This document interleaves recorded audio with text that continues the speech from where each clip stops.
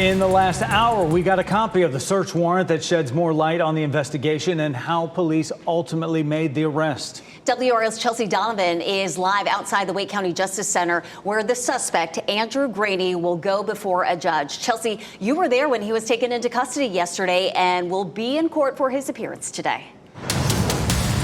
Yeah, absolutely. This will happen in about 90 minutes. He'll go before a judge for these 12 different shootings that he is charged with, spanning over the course of 4 days. But we actually just got our hands on a search warrant that Raleigh police took out when they went to search his home on Kentford Court yesterday. And what I can tell you is we are learning that his car that he was driving in the series of these shootings was a four-door Hyundai sedan. We also are now learning that cell phone data was used to track him around and to that location on Kentford. And how about this? There was a series of shell casings that Raleigh police confiscated from each of these crime scenes, 45 caliber shell casings, and that actually matches a gun that was found inside of his home yesterday. Now let's show you some of the items, the other items that they confiscated from his house.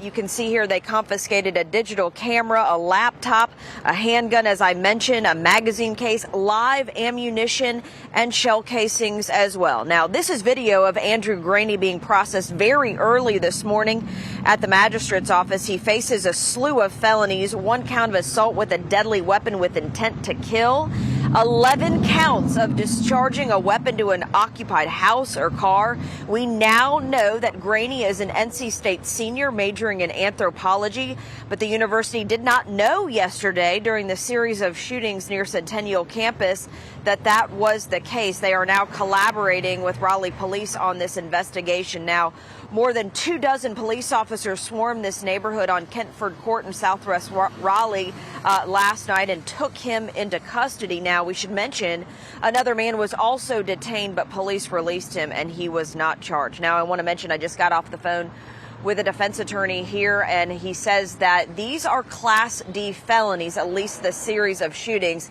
And given the fact that Graney has no prior criminal records, that doesn't matter. These charges are so serious that he will face mandatory prison time for these charges, and of course, assault with a deadly weapon with intent to kill. If convicted, we'll learn more about, the punishment for the crime, the charges, hopefully a little bit more of a motive coming up in his court appearance later this afternoon. We're live in downtown Raleigh. Chelsea Donovan, WRAL News. Our coverage of this developing story doesn't end here. Our team is working tirelessly to uncover new information in this. Go to WRAL.com to learn more about Andrew Graney and an update on his court appearance, as well as a timeline of the shootings.